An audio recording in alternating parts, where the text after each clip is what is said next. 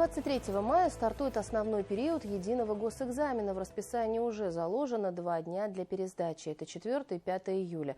Какие еще новшества есть, обсудим сегодня в программе «Интервью». Здравствуйте, я представляю гостя в студии. Ирина Иванова, главный специалист, эксперт отдела Министерства образования и науки Республики Башкортостан. Ирина Владимировна, здравствуйте. Добрый день. Итак, мы с вами обсуждаем сегодня новшества в едином государственном экзамене. Какие главные обновления вы бы отметили? Главное обновление этого года – это возможность пересдачи, как вы сказали, 4-5 июля.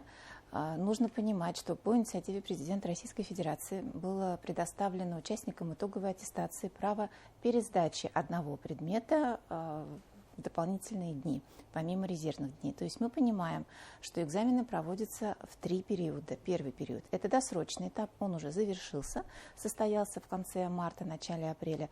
Второй период – это основной период, и третий период – это дополнительный период в сентябре месяце.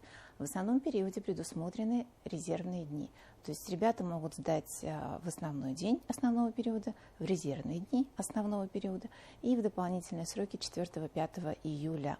Но если ребята выбирают возможность права пересдачи 4-5 июля одного предмета по их выбору, они должны понимать, что они могут пересдать, это не запрещено, но тот результат, который уже был в основной день ими получен по этому экзамену, он аннулируется. То есть остается тот результат, который они получат 4 или 5 июля. Это нужно понимать и быть готовым к тому, что они придут еще раз сдавать экзамены, как в первый раз. Ирина Владимировна, какие еще есть новшества, может быть, для тех, кто не 11 класс закончил, а планирует поступить в вуз, допустим, это выпускники колледжа и так далее? Называем выпускники прошлых лет, то есть те люди, по сути, у которых уже есть аттестат о среднем общем образовании, они уже сдавали ЕГЭ, и действительно они решили либо поступить после колледжа, либо перепоступить в другой вуз. Они имеют право в этом году сдавать только в резервные сроки основного периода. Это конец июня. Какое-то время назад, год назад, они сдавали в досрочный период. Теперь только резервные дни основного периода. Что бы вы еще отметили из нововведений в едином государственном экзамене? С этого года стартует технология печати, сканирования контрольно-измерительных материалов полного комплекта экзаменационного в аудитории. Эта технология позволяет передать экзаменационные материалы из аудитории пункта проведения экзамена сразу в региональный центр обработки информации, что минимизирует, сводит на нет человеческий фактор. Но сейчас уже определилось, кто из выпускников какие экзамены будут сдавать. Понятно, что есть обязательные предметы, есть предметы по выбору. Вот какие наиболее популярные? Совершенно верно. Обязательные предметы, мы повторим, это русский язык и математика. Именно они влияют на получение аттестата, а остальные предметы по выбору. В региональной информационной системе заявлено более 15 тысяч участников итоговой аттестации. Это все. Это и выпускники текущего года, наши 11-классники, и выпускники прошлых лет, те, которые хотят пересдать. Лидирует математика профильного уровня, далее идет обществознание и информатика. Но мы прекрасно понимаем, что ребята пишут заявление на участие в экзамене, но они также могут не прийти на экзамен, это их право. То есть тут ничего страшного нет, свой выбор. Сдачи экзаменов они сделали до 1 февраля. Поэтому база уже закрыта, то есть изъявили желание, мы вас ждем на экзаменах. У нас планируется открыть более 100 пунктов проведения экзаменов на территории Республики Башкортостан, для того, чтобы ребятам было удобно в своем муниципалитете, в своем городском округе прийти и сдать экзамены.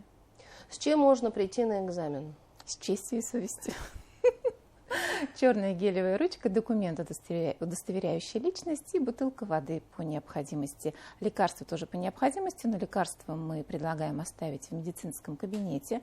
Каждый пункт проведения экзамена оснащен медицинским кабинетом. У нас есть врач в каждом пункте проведения экзамена, поэтому черная гелевая ручка, документ, удостоверяющий личность, и вода. Спрашивают очень часто про шоколадки, но так как обещают жаркое лето, и мы понимаем, что шоколад, он имеет свойство таять, были случаи, когда ребята разворачивали шоколадку, руками брали шоколад, они его ели, потом этими же руками начинают переписывать в свою работу с черновиков, например, контрольно-измерительные материалы, и бланки пачкаются при верифицировании, это не сканируется, не читается. Это нужно просто понимать, что... Почему мы и говорим? Вода, пожалуйста, и черная гелевая ручка. Все остальное, у нас самый длительный экзамен 3 часа 55 минут, можно потерпеть. Были случаи, когда в работы не принимались вот именно из-за отпечатков Они шоколада? принимаются. Другое дело, что при верификации компьютер не считывает то, что написано, потому что все замазано шоколадкой. И здесь, когда ребята выходят на апелляцию, ничего сделать нельзя. Это не техническая помарка, это сделал участник итоговой аттестации.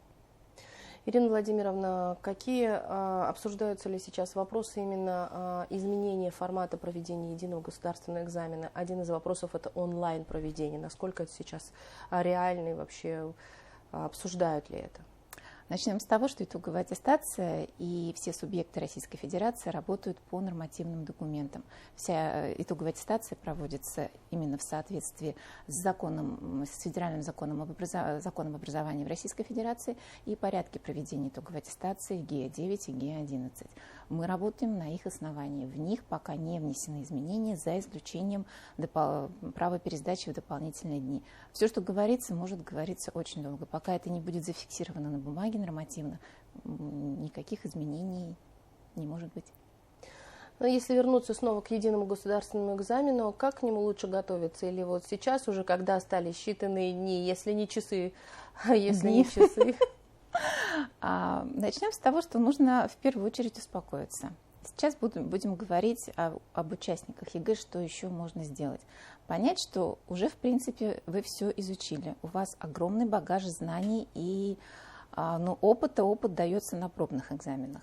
Вы уже владеете необходимой информацией. Но для тех, кто не знает, есть портал «Электронное образование Республики Башкортостан».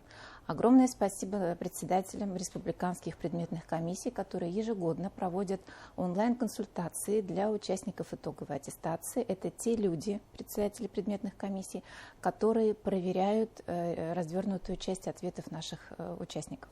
Так вот, видеоконсультации размещены на портале «Электронное образование Республики Башкортостан» в разделе «Подготовка к ЕГЭ» и в разделе «Подготовка к ОГЭ», если мы будем говорить о 9 классах. Поэтому вот сейчас, за оставшееся время, можно зайти на этот портал. Он бесплатный, он в открытом доступе, посмотреть те предметы, которые вы выбрали, послушать, что скажут председатель предметной комиссии, и найти ответы на интересующие вопросы.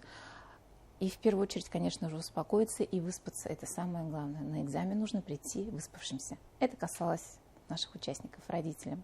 Родители переживают просто потому, что они переживают, когда мы с вами сдавали экзамены. За нас же тоже мама с папой переживали, правда? Поэтому родителям свойственно переживать, и это абсолютно нормально. Так вот, первое, что нужно сделать, это обеспечить полноценное питание, потому что дети должны быть... Они должны быть комфортны. Это питание, это выспаться, и когда провожают на экзамен, просто обнять, поцеловать, сказать, что у тебя все получится, с твоим выбором я согласен, дерзай, я в тебя верю. Довериться своим детям. Ну вот в нашем интервью вы уже сказали о том, что были такие случаи, когда и шоколадные отпечатки, да, и так далее. Но вот очень многие все-таки рискуют иногда то шпаргалку занести. Ну, я не знаю, в наши годы это было нормально, то телефон, но сейчас такие очень серьезные последствия могут быть. Могут быть. Вы знаете, что такое юношеский максимализм? Так вот это он сам и срабатывает. 11 класс, когда ребята уверены, что они знают лучше, чем все остальные, что никто их не увидит, ничего не сделает. К сожалению, за нарушение порядка, вы правильно сказали, аннулируются результаты, и участник удаляется с экзамена. И разговор уже о пересдаче идет только через год. Зачем терять год? А если это предметы обязательная математика, русский язык, тогда ребята лишаются аттестата. Слишком высока цена за попытку доказать, что ребенок прав, и никто его не увидит. Но вот сейчас вот многие могут подумать, что есть же попытка пересдачи. Она не будет действовать, если участник экзамена удален. То есть мы понимаем, если удален, то только на следующий год право пересдачи. А дополнительные дни для тех, кто сдал экзамен без удаления, сдал экзамен, либо преодолел, либо не преодолел порог, и могут уже по новой попробовать пересдать. Ирина Владимировна, еще и в период подготовки есть такая возможность у родителей пройти экзамен, процедуру единого государственного экзамена. Вот прошли некоторые в этом году. С каким итогом вышли? Я так понимаю, вы говорите про акцию ЕГЭ с родителями. Да, все верно. Все верно. Эта акция, она уже не первый год, 8-й год, если я не ошибаюсь, 8-9 год в Российской Федерации действует. Интересное мероприятие в плане того, что взрослые люди могут почувствовать себя студентами, выпускниками, понять не так страшно, как кажется, сдать ЕГЭ, потому что это экзамен и ничего более. Это просто обычный экзамен, который и мы с вами тоже сдавали. Лучше в плане того, что ребята сдают сейчас один раз этот экзамен, и уже вступительных экзаменов нет. То есть они один раз сдали и закончили школу и поступили в вуз. У нас с вами было несколько иное. Мы приглашаем на эту акцию ЕГЭ с родителями практически всех ежегодно, всех, кто заинтересованы лице, это родители выпускников. Сами выпускники, пока только хорошие комментарии, хорошие отзывы были.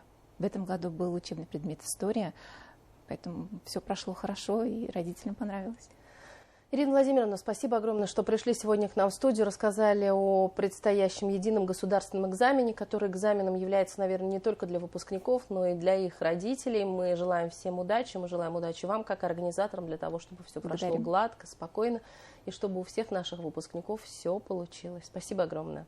Благодарим, все получится, потому что мы готовы к тому, чтобы провести экзамены максимально объективно и честно. Спасибо. До свидания. Это была программа «Интервью». Спасибо, что были с нами.